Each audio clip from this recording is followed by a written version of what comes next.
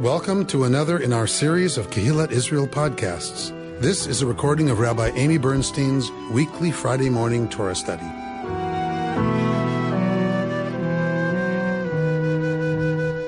It is Parshat Tazria. This week we are in the book of Leviticus. What does Tazria talk about? It talks about skin diseases. It talks about leprosy, right? It is not leprosy. It is not Hansen's disease because people recover from Tazria. They do not recover from Hansen's disease. So we know that this is not leprosy. The translation is left as leprosy so that we have the ew effect that people had to the contamination of Tazria. The disease is tzara'at, and tzara'at was on the skin, but tzara'at could also be on the walls of a home and on cloth. So the same thing that would cause your skin to become white with an affection in it could also happen to the walls of a home and to fabric. So for them, probably there's a link between what discolors the walls and what discolors the skin.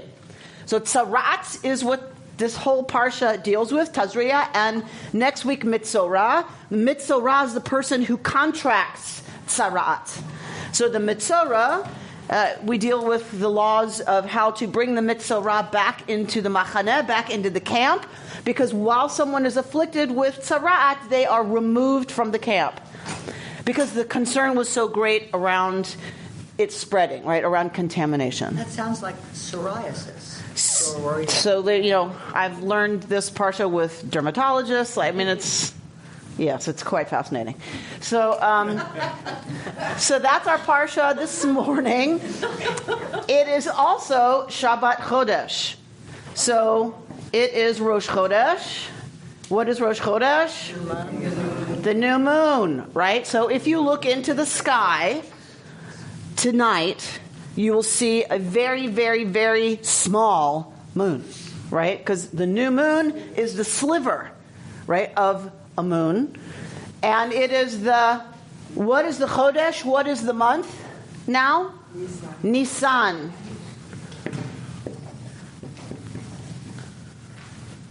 Nisan is the month in which Pesach happens, right? All right. So we're going to look at something interesting about that this morning. This is, because it is Rosh Chodesh, there is a special Torah reading. There's a hunk, usually the maftir, that is read on Rosh Chodesh. But it is also Shabbat HaChodesh. It is the Shabbat of the month. What is the month? Of liberation. Of liberation. Thank you, Sarah Moskowitz. Shabbat HaChodesh. It is the Rosh Chodesh of the month, which is the month of our liberation from Egypt. And officially the first one. And, as we're going to see, in at least one of the biblical calendars, it is the first month of the calendar. So Nisan becomes the first month. Where do we have the first month now? Tishrei. In the fall. But there remains in the Torah a second system that has the new year beginning in Nisan, begins in the month of our liberation, and it is the beginning, right? And that makes some sense. If you are living in a culture that looks around at the world, when would you say the world is beginning? In the spring. So why don't we use this one? Why do we use the Tishrei? Somebody want to answer, Judith? Why do we begin our year in Tishrei if this system seems to make perfectly good sense?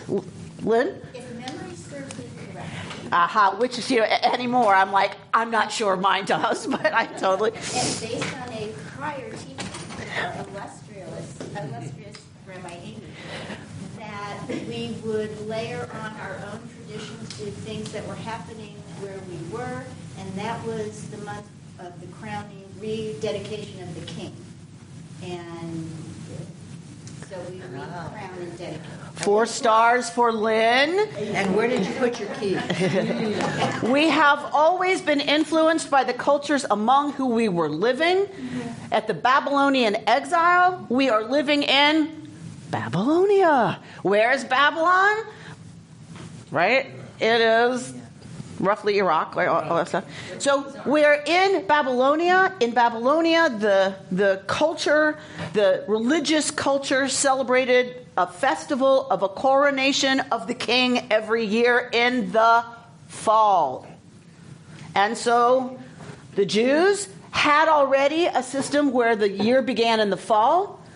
And so because we were living right among people who did that, we too crown God as king every year in the fall. Very interesting. Is it also agricultural beginning, planting in the fall? You're planting in spring. Harvest. We have harvests, right? What's the harvest here in the spring? What's the harvest? Yeah, but what's the what are we harvesting? Wheat. So your staple grain is being harvested as a result of spring activity. Could this be connected, Rosh Hashanah in the fall, with Yom Kippur, which to some extent is a spiritual restarting and liberation? You're kind of cleansing yourself of your sins and re-beginning. And then Tishrei would be the first of that month?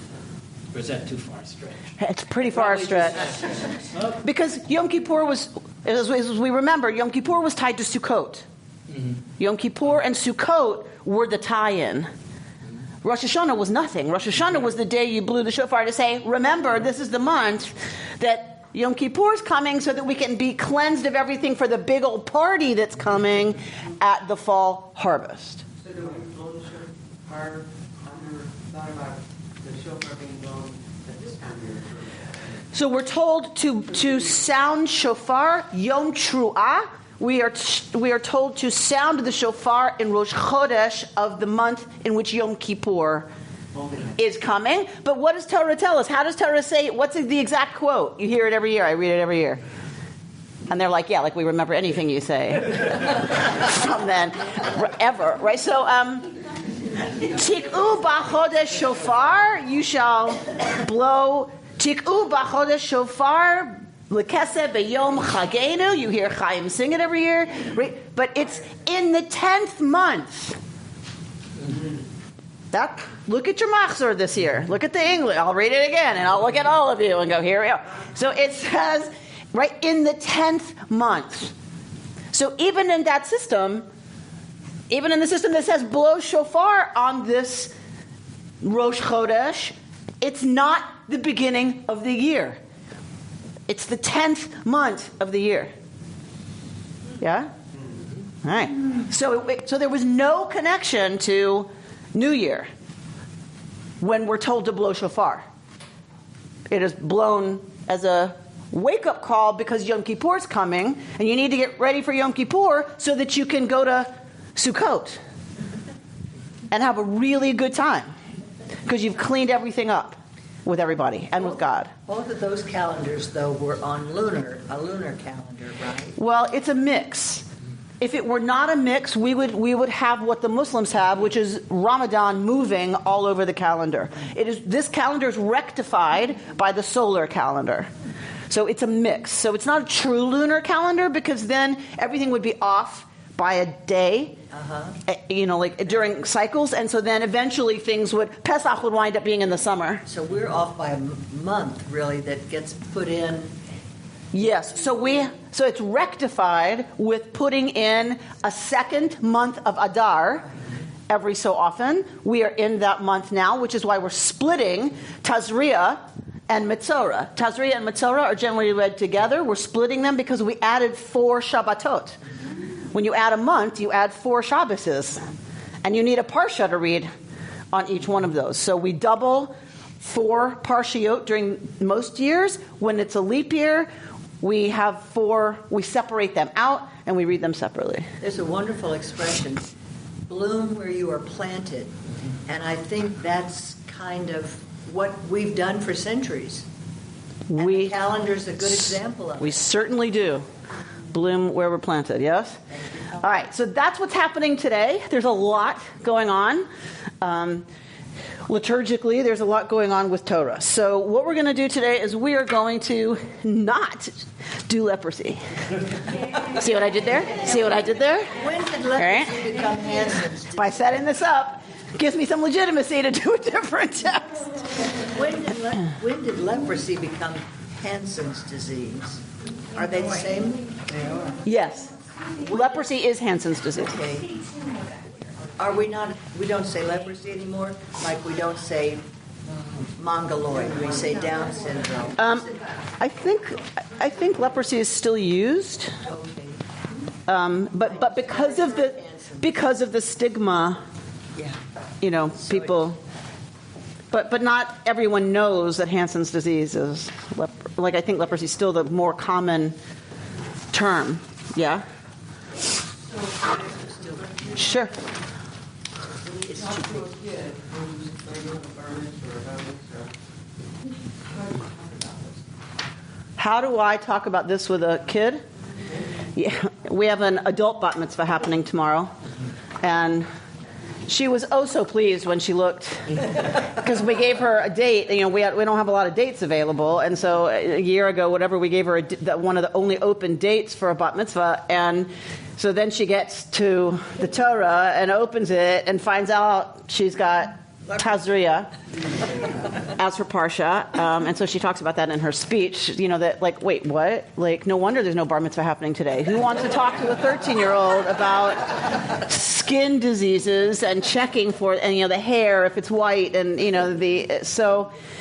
what do we talk about? So in general at Tazria, I talk about the fact that even though the person was removed from the camp, it is the priest who continues to check on the person and continues to decide, is it gone, is it not gone, right? So even though they are removed because of the fear of contamination, they are not forgotten. They're not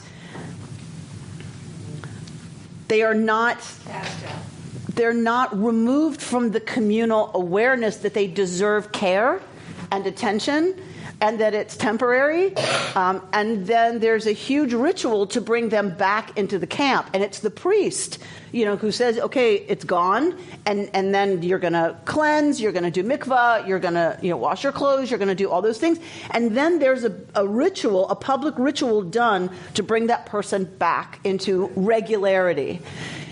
The reason I asked is when I was 13 years old, this is the portion I read from my bat mitzvah. Nobody will talk to me about it. So what did you talk about? I don't remember. I don't remember what I talked about. So If I was allowed to talk about anything. So what I ask 13-year-olds is, what are some of the things that make people go, ew, right? For them, it was tzara'at, leprosy. What is it today? Because it hasn't gone away, right? Our reaction and our stigmatization of things that freak us out. And so what is it today, right? AIDS. And they, so of course, at once upon a time, it was HIV, right? 100% once upon a time. People wouldn't play with kids. They wouldn't let their kids play with kids who were HIV positive.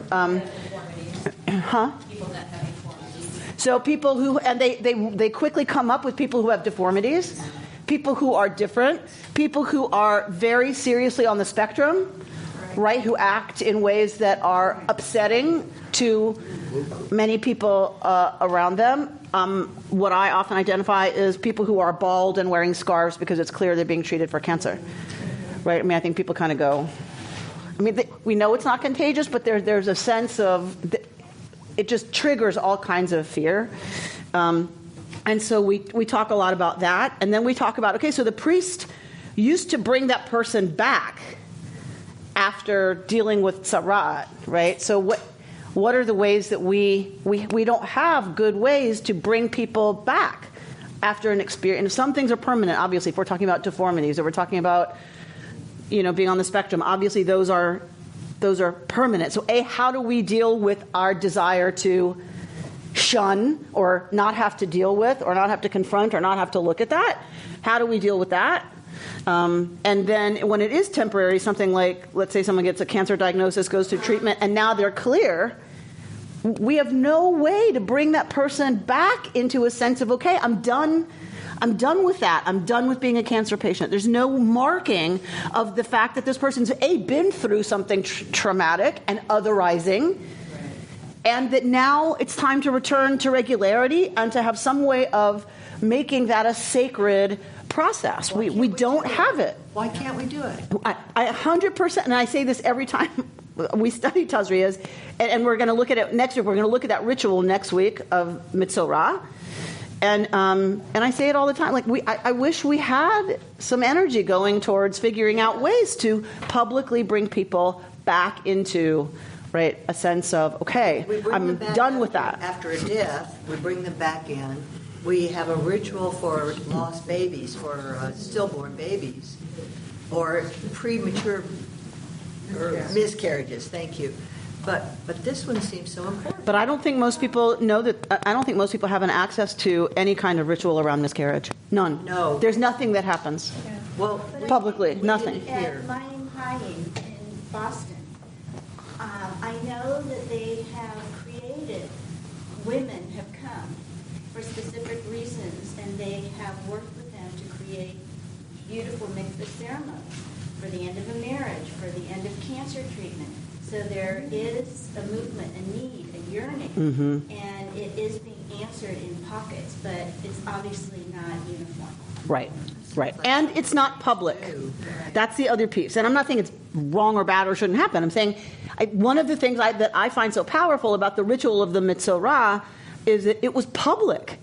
The priest brought this person and said, in front of the community, I'm performing this ritual that makes you now, right, a regular member of the community again.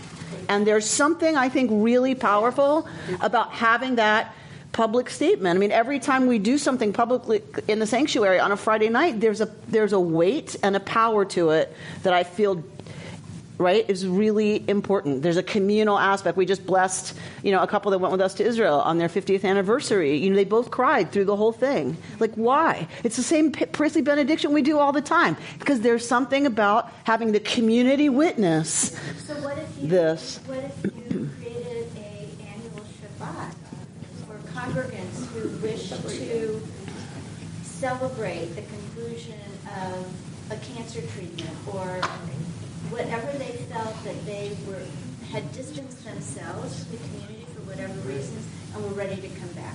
I think it's a great idea. So I'll call you, and we're going to get together, and we're gonna figure it out. And then you can do your bat mitzvah speech at that time. We're going to say, and now we will be hearing from Linda Scheibel, the bat mitzvah. Well, I was going to say, not only is it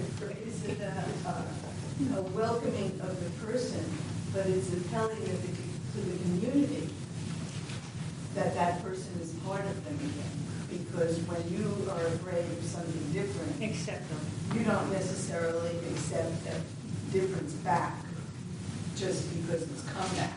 Right. You need to be assured that it's not harmful to you. That right. So it's the acknowledgement by the community. Like we also have moved past identifying you as a Mitzorah. Bringing back into regularity, which is a theme all through. We have a little bit of what Lynn suggested at the KI HaChodesh service, where there's a communal aliyah for people for all kinds of categories, and one of them is usually having, overcome something, but it's not for one person; it's for a group of people. But it's in that same. Yeah, I think we struggle more with it at Westwood. I think we just struggle more with how big and how formal that service is. Here, I think there's a lot of room that, like you said, stuff is already happening, and it's just a lot harder when you've got people in theater seats and they have to climb over people to come. It's just, It's just harder. So I'm very aware that different spaces lend themselves. And I want to say also that AJU, the mikvah at AJU, for all of you to know, and all of you listening at home, that there is a mikvah here in Southern California, in Los Angeles, AJU, where they welcome you to call and find a time for mikvah, and you can do mikvah for anything, just because you feel like it. But if it could be, at least privately, this moment of, okay, I'm done with something, I'm past something, a loss, a divorce, an illness, and you can do mikvah at AJU. And it's a lovely, beautiful, beautiful experience, and I would be honored to go with anybody who wants it. Bench and Gomel, the work into this. So I think that bench and Gomel is one of the ways that we have a regular time and place to acknowledge that something's happened, because we don't say what it is, right? When we bench Gomel, you're called to the Torah if you have escaped danger of some kind.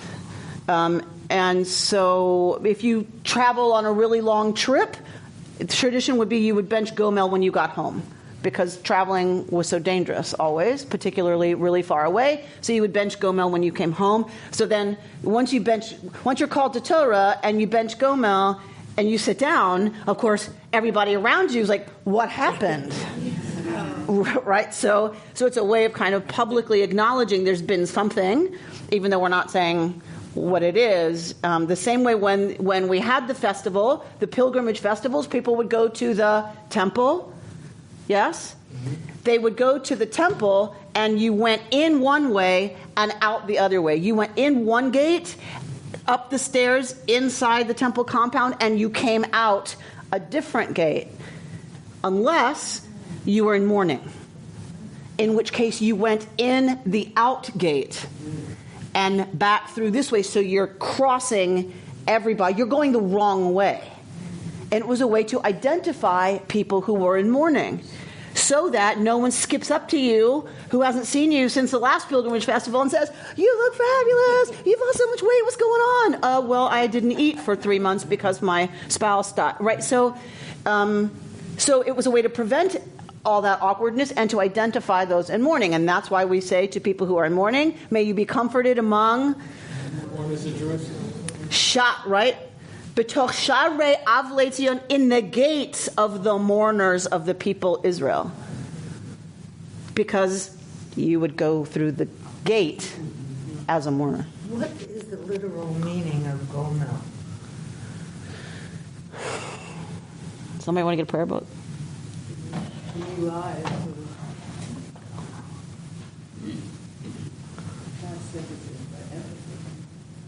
Milah?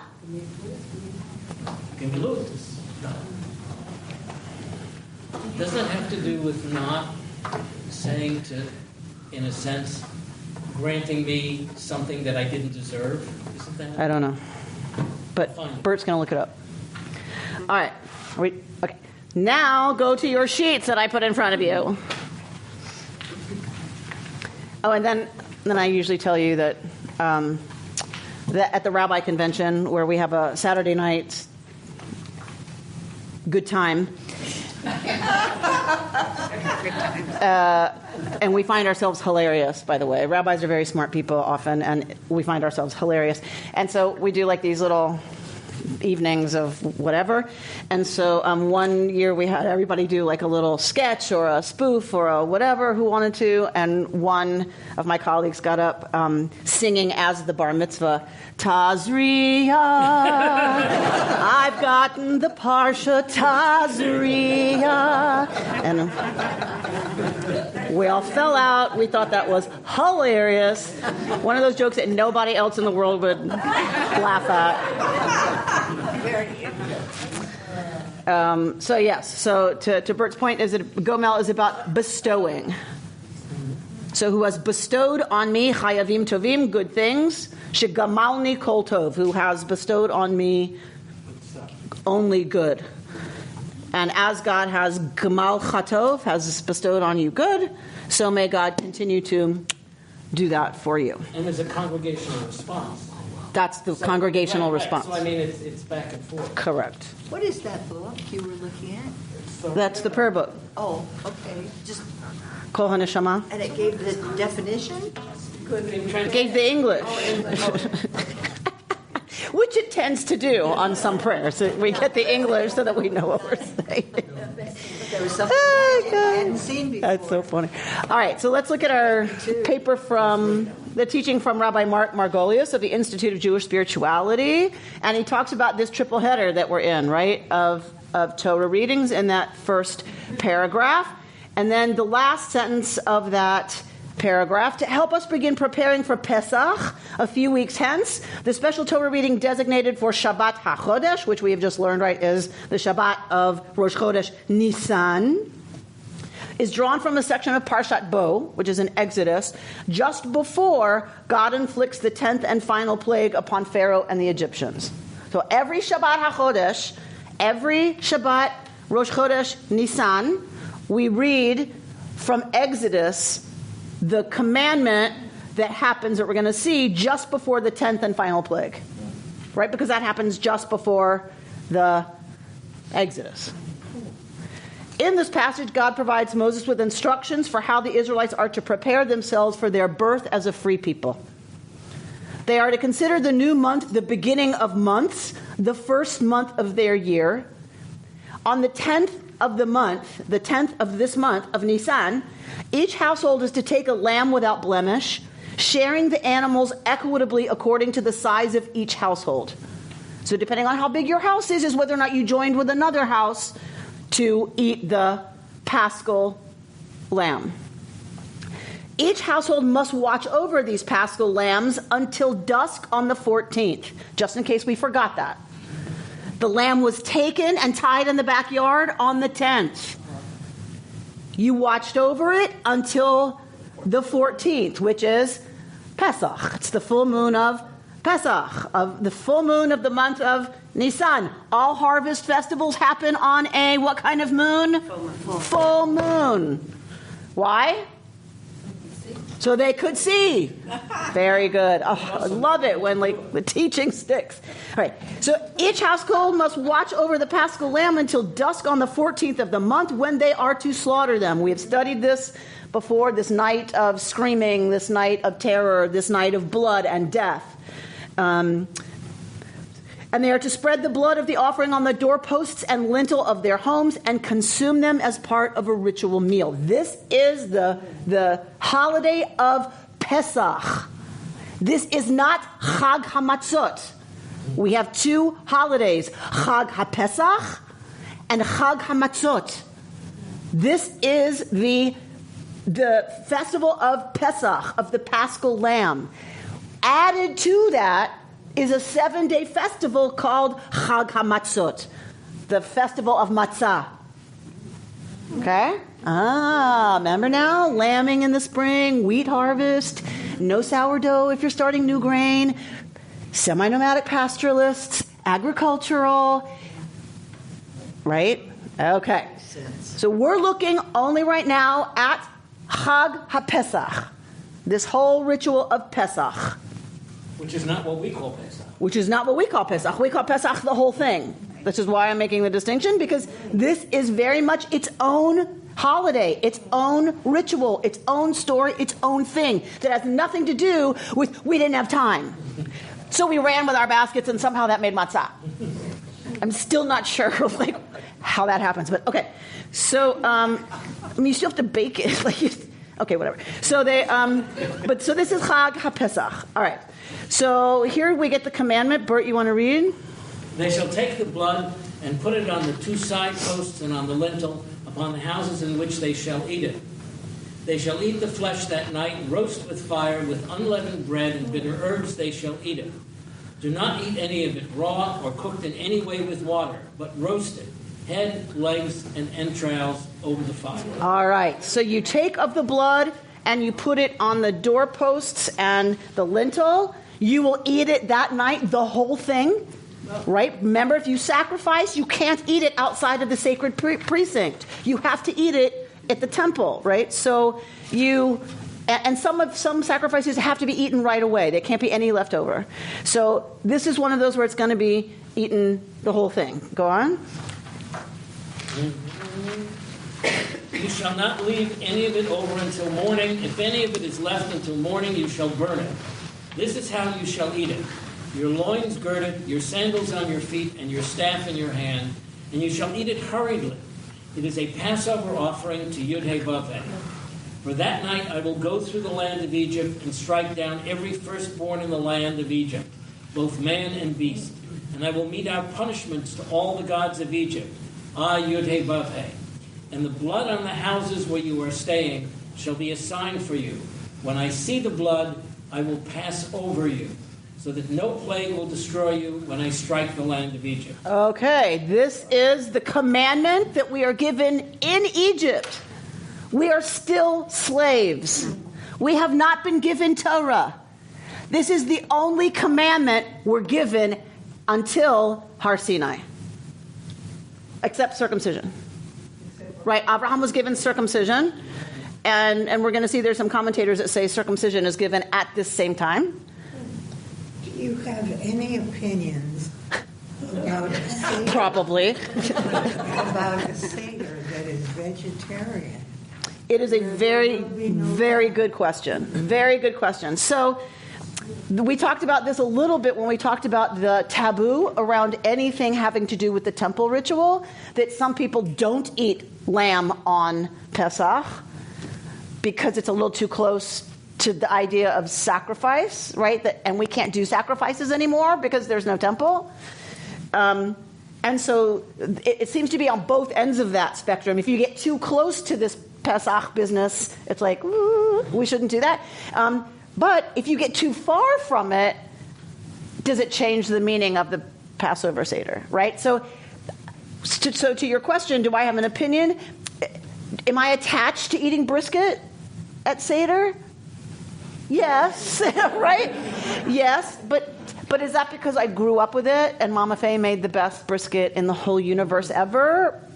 Probably, right? And so also we tie meat to, for those of us who eat meat, meat is like the fanciest, highest.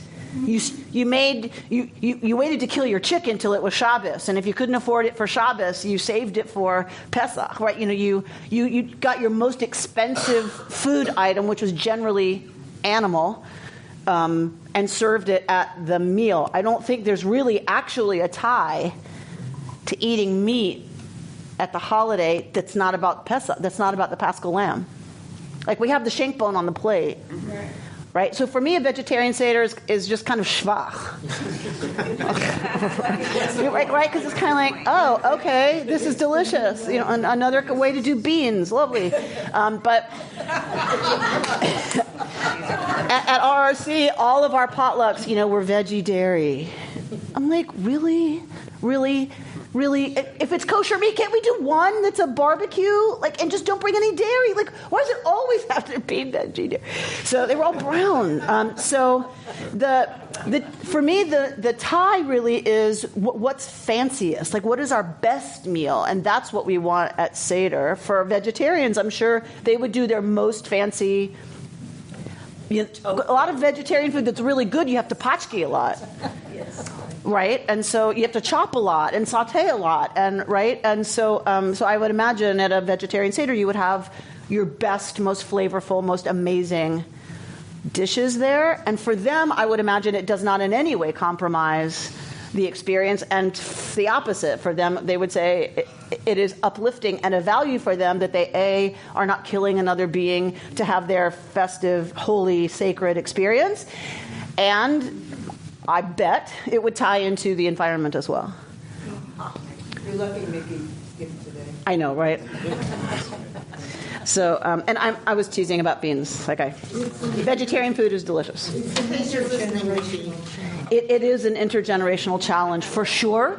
And this is why, when we've talked in here about kashrut, and we talked, last week at Shmini, we talked a little bit about kashrut, and we talked about eating practices, they still are incredibly powerful. So much so that if you have different eating practices at the same table, it can become very uncomfortable. Mm-hmm.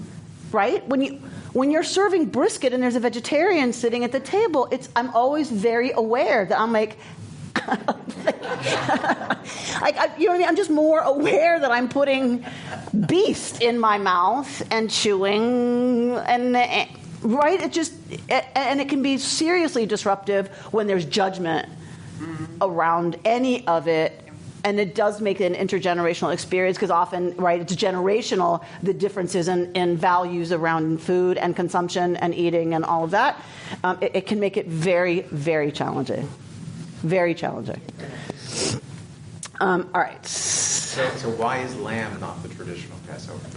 So we were talking about the taboo of it getting too close to feeling like imitating the sacrifice when we can't have sacrifice anymore because there's no temple and no priesthood. And even though this commandment was given in Egypt, but it was only supposed to happen in Egypt once, right? This night.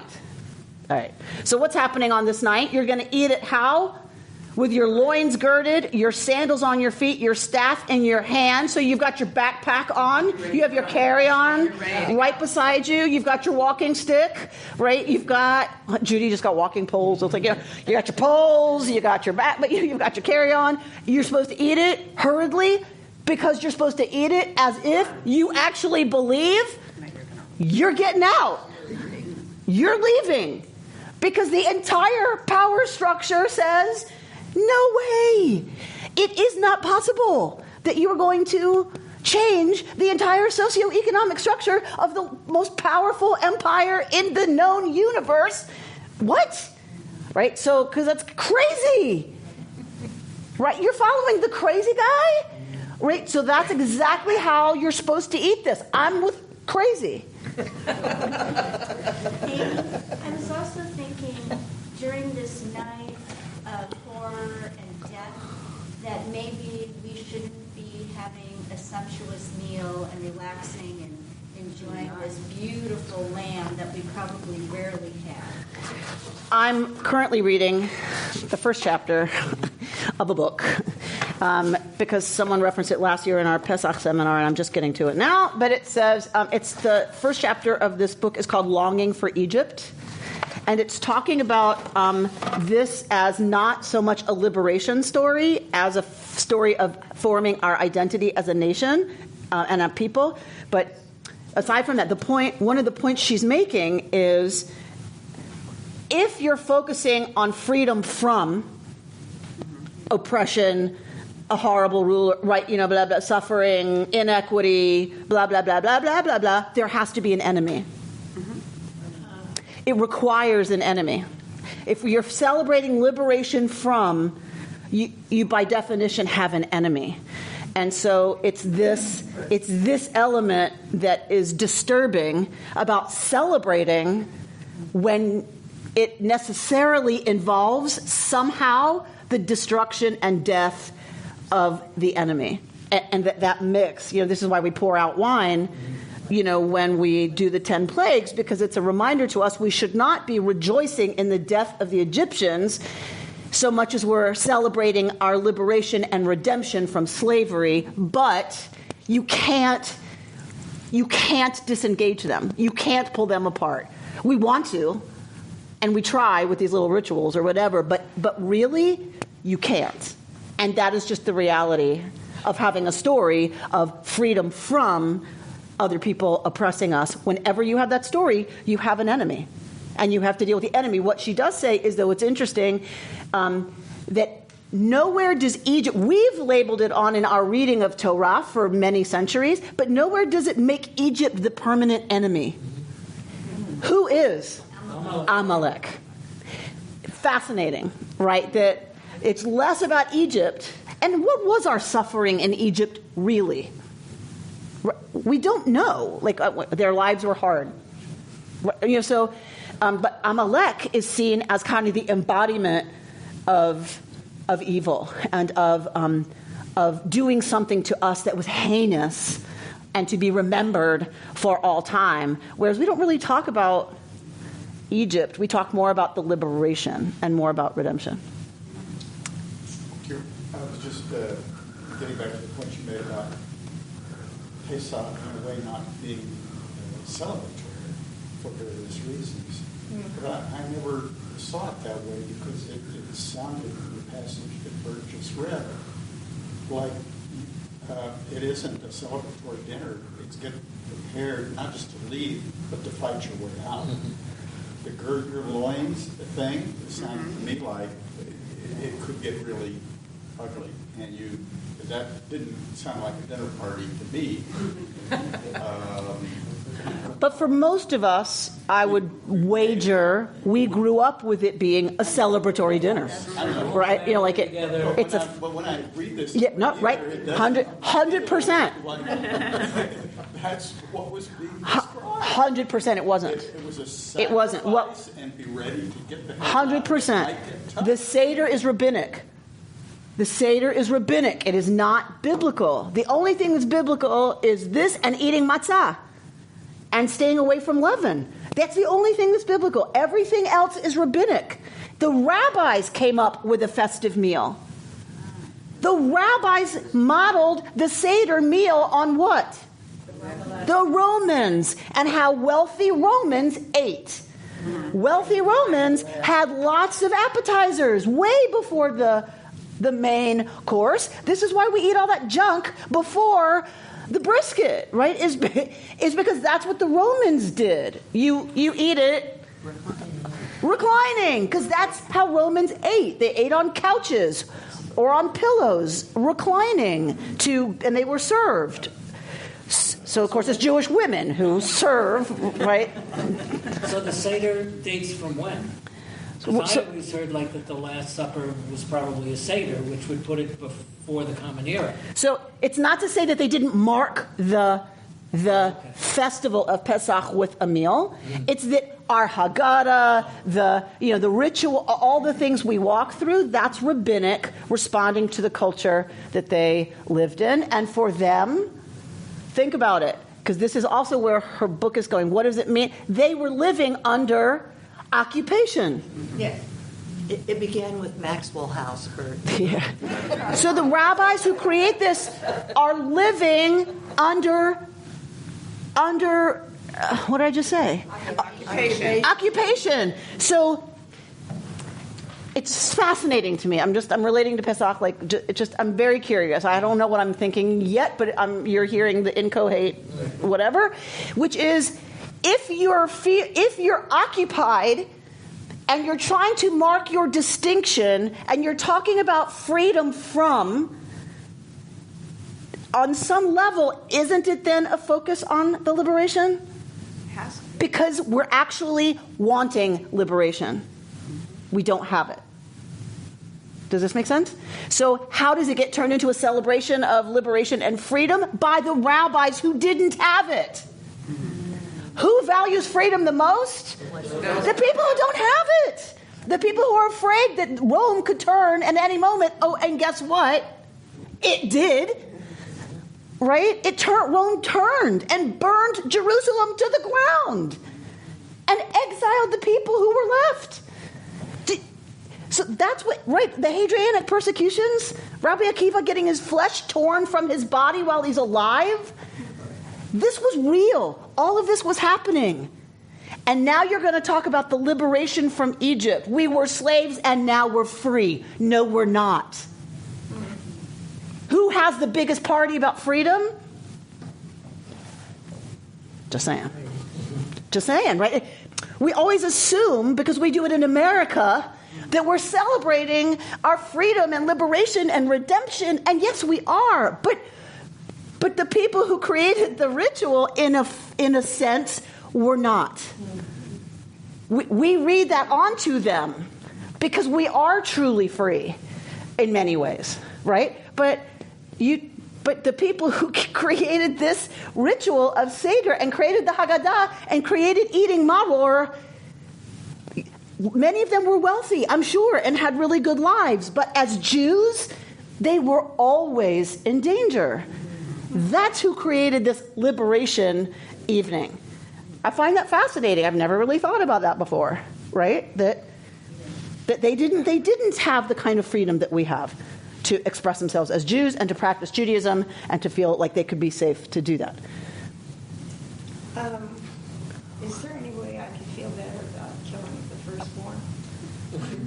No.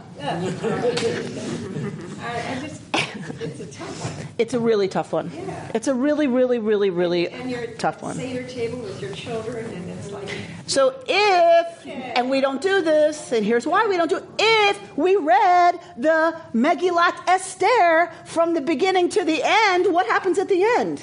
Does anybody know? The Jews slaughter the people of Shushan. Right.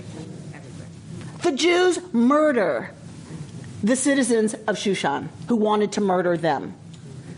So why is that the end of the book of Esther? Because whoever's writing the story, whoever's oppressed and writing the story, has a fantasy about the destruction, right, to the enemy, the suffering of the enemy. This is what we were just talking about.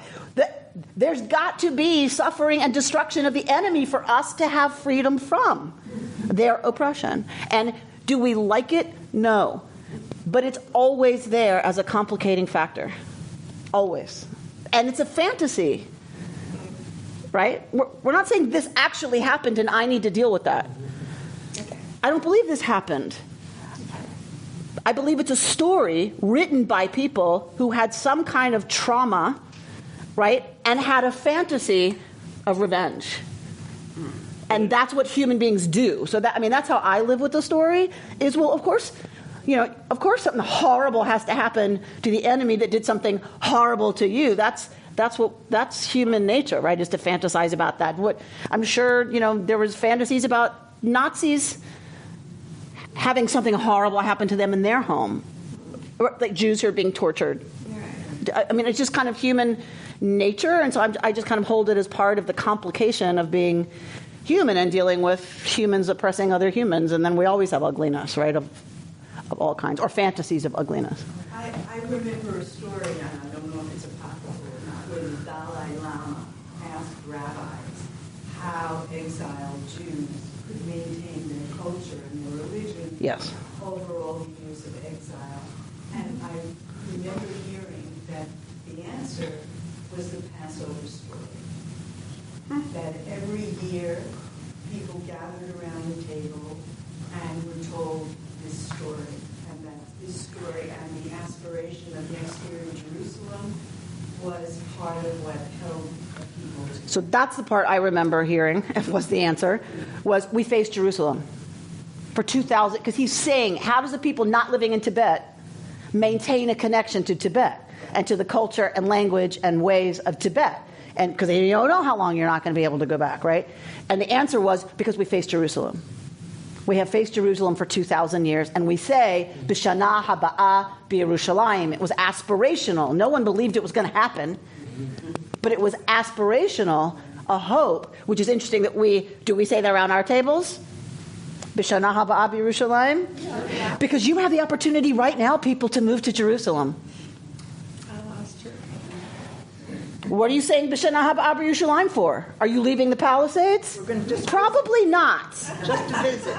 So it's always been aspirational. Next year, may the life we live be one. That is what we have always imagined it would be when Mashiach comes and we're all living in Jerusalem with the third temple and everything is finally just and equitable.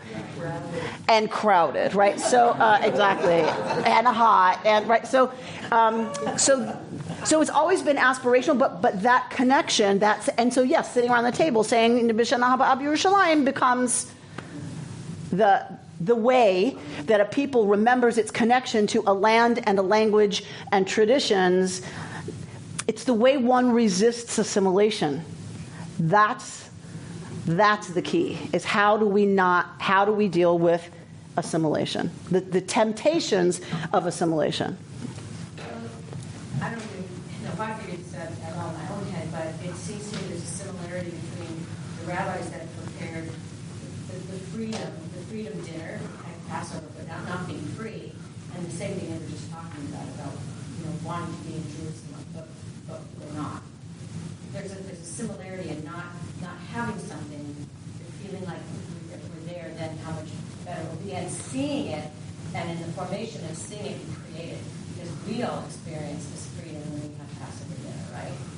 And that was set by people that didn't have it. So, we're foreseeing this freedom of living in Jerusalem, but we're not there, but that doesn't mean we're not creating it. You hear that in all the songs of the black churches too, the aspiration of freedom. All right, I saw another hand. Sarah. Yes. Coming back to the death of the firstborn and this being a story, Yes. the only place I can come, not that it's okay, but it all began, right, with Pharaoh and the death of the firstborn of the Jews. And so at the end, what is the cap of that? The same thing happened to the Egyptians. You can't ignore that. You cannot ignore that. That's 100%. It's not so much literal as they got what they deserved. Because what goes around comes around, right? So I'm just gonna saw a hole under your side of the boat, right? And we really think that's not gonna right? That I'm somehow then safe from whatever the repercussions. So 100%, you have to read those together. The slaying of the Jewish firstborn with God, because God has to be just. God has to be fair. So you killed my people's firstborn. Guess what? And you had the opportunity 9 times to let them go. Right. And you didn't. All right, whatever. Okay. All right, here we go. Poor Rabbi Margolius can't get one word in edgewise here. All right. So the blood goes on the door. Verse 13. V'haya hadam lechem le'ot. And the blood will be for you as an oat. Oat is always a good thing. Always. It's always a good thing. Shabbat is an oat. Oti leolam. She is an oat for you forever. What is it an oat of? It's a wedding ring. Right. Shabbat is an oat that we are exclusively together, and I love you, and you love me, right? And that's the symbol, is Shabbat. About our love for be'ahava. We are given it be'ahava, in love. Okay. So this oat is always good. So this is an oat, lachem, for you. Al habatim, on the houses, asher atem sam, where you have put it.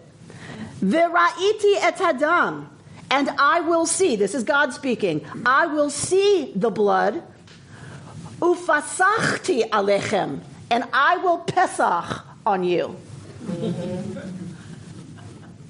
Okay, so, all right.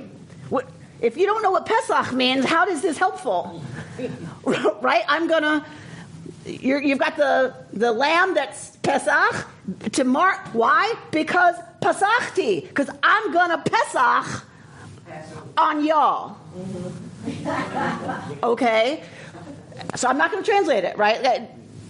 V'lo yiyeh bachem negev. Remember, vav is either conjunctive or disjunctive. It's conjunctive here. And there will not be for you plague. Yeah? L'mashchit bahakoti be'eretz Mitzrayim. So that there won't be for you plague, l'mashchit, to destroy. Right? Bahakoti be'eretz Mitzrayim. When I plagueify Mitzrayim. So the dam goes up as an oat lachem for you, and when I see the blood, I will pesach on y'all.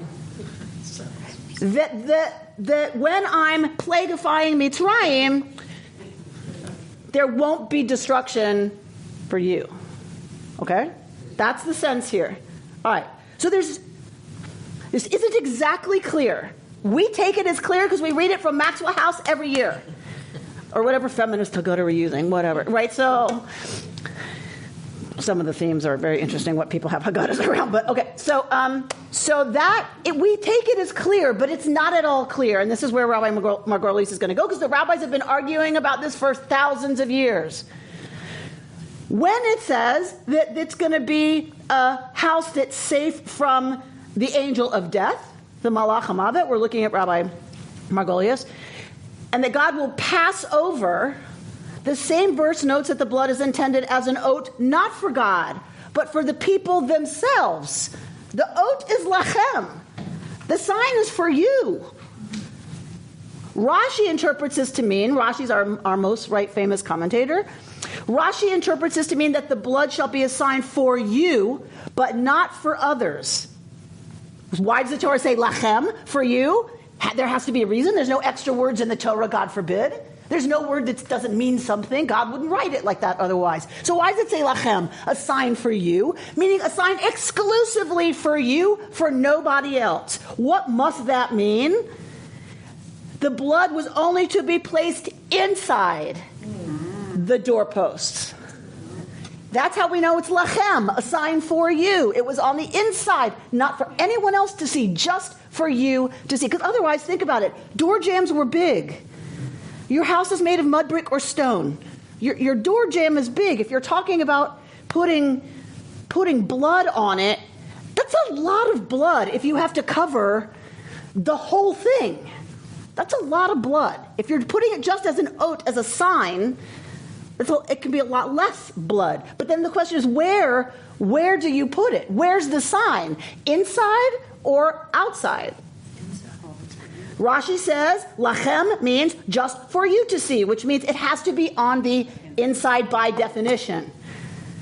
He wonders at the idea that God might require the blood to be visible, for is not all revealed before God? Right? So Rashi's saying, what, God needs GPS? Or God doesn't have GPS? Like, God knows where the Israelites live. It's chutzpah to suggest, it's heresy to suggest that the blood was for God. God knows where the Israelites live. The sign was for the Israelites, right? What the Holy One meant was, I will keep an eye out. What's the seeing about? Because it says, God says, Uraiti, and I will see it. Rashi says, it's that God is saying, I'm going to keep an eye out to make sure you are busy with the one commandment I've given you. One. Are you going to do it? Right? Or if you, right? So that's what Ra'iti is about. It's not that, yes, God's going to see the blood. But that's not why the blood goes up, is for God to identify Israelite households, God forbid. It's for God to look and see that the Israelites are fulfilling the commandment that is going to merit their redemption. Okay. The verse's ambiguity regarding whether the blood was placed inside the door for the benefit of the Israelites within their homes or the exterior for the attention of the Israelites' Egyptian neighbors is reflected in divergent views of the traditional commentators, as we see in this classic midrash. Here we go. This is from this midrash is from the Chilta de Rabbi Yishmael, an early source. They shall place it on the two side posts and on the lintel. Here comes the Mechilta de Rabbi, whoever I just said. Yishmael, who says on the inside. You say on the inside, but perhaps on the outside is meant. It is therefore written, and I will see the blood. Blood which is seen by me, God, and not by others. That's the proof that it's on the inside of the house. Only God can see it. Right? That's the words of Rabbi Yishmael. Rabbi Natan says, on the inside. You say on the inside, but perhaps on the outside is what's meant. It is therefore written, and the blood will be for you as a sign. For you and not for others. All right, so here's two ways of reading why the blood must be on the inside. Rabbi Yitzchak says, on the outside. How do we know? So that the Egyptians see their gods being slaughtered and their insides being ripped apart. The lamb is out back for 4 days. Then it's slaughtered and you're gonna burn everything. Its guts, everything. So when the Egyptians see that, what they're seeing is that they're seeing their God be destroyed by Israelites and by the Israelites' God. Right? Maimonides explains the ritual. So this is now we're getting Maimonides. Rambam explains the ritual of the lamb and its blood is connected to Egyptian worship of the lamb, whose zodiac symbol, lights go on. What is the zodiac symbol that's being dealt with here? Aries. Because what month are we in? I'm born March 21st on the vernal equinox, the best birthday in the world. But so I can tell, I'm an Aries. This is the month where the zodiac sign Aries is ascendant, right? So for the Egyptians who worship the sheep, this is the time. This is the month that the sheep god rules. There's no accident that it is a sheep that is supposed to be taken and then slaughtered on this night, a lamb. Yes? Okay. Because the Israelites had adopted this worship. So Rambam is saying it's connected to the Egyptians worshiping Aries at this time of year in this month, but not because the Egyptians do it, but because y'all do it. Y'all participated in believing this is the month when the sheep god is ascendant. You participated in that worship, so you're going to take a lamb, destroy it, take its blood, and put it up as a sign for you. Because it says right there, lachem, it's a sign for you. What's the sign? Oh, right. What the Egyptians have been worshiping as all-powerful, guess what? We're eating it. We're using its blood as a neon sign that we're with crazy guy who talks to voices, right? So that's how it's a sign for you. You participated and bought into, you assimilated. So now it's a sign for you, Israelites, Jews. All right. The medieval commentator Rabbi Amy Bernstein explains that God therefore ordered the Israelites to slaughter the lamb and display its blood outside the door to demonstrate to the Egyptians, so this is Bachia, a Spanish commentator, that this animal that they considered their symbol of success could not even protect itself, much less those who worshipped it. Right? So you think the lamb god is the god, the big power that's going to help you and keep you wealthy and keep you safe and ascendant in the world of empires? Guess what? It couldn't even save itself. How can it save you? It's laying dead on my table, and its blood is right up there. How is it going to help you? In contrast to Bachia's emphasis on the intended impact of the blood on the Egyptians, another medieval commentator, Abarbanel, stresses its placement inside the threshold as a sign, just in case you think we are not a complicated people.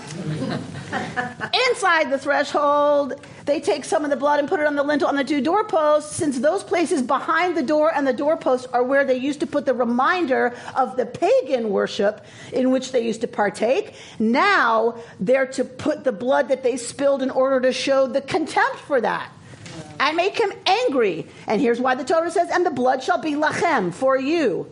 The sign was for them as testimony to themselves that they would no longer worship sheep gods as they had previously, and that they were leaving Egypt because of the hand of the Holy One, right, backing them and doing away with the power of the sheep god.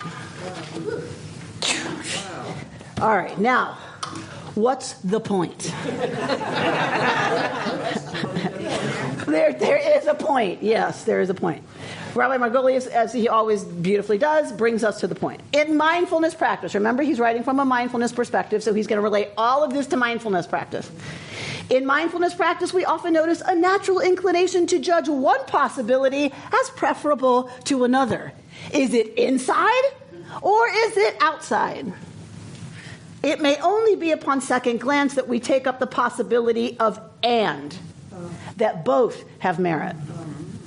We can thus posit that the blood was daubed both on the inside of the doorposts and lintel for the benefits of the Israelites, to remind them of their commitment to their own authentic identity in opposition to idolatry, as well as on the outside for the benefit of the Egyptians, to expose the fallacy of their idolatry, blah, blah, blah, blah, blah, or for whatever reasons we want to put in. As Rabbeinu Bachia concludes, the blood itself did not magically keep the plague away. Right? It's God's pasaching that keeps the plague away. It took the Israelites, what was the act that helped affect this? It's their bitachon. It is the people's trust and their ometz lev, their courage in doing this act, right, that allowed fear to no longer control their words and their actions. They had to step out of fear of the oppressor and act in a way that took incredible bitachon, trust in the other, capital O, as well as ometz lev, as well as courage. That is the only way they could move out of oppression and slavery. You've been listening to Rabbi Amy Bernstein's Friday Morning Torah Study from Kehillat Israel in Pacific Palisades, California. For more information, go to our website, www.ourki.org.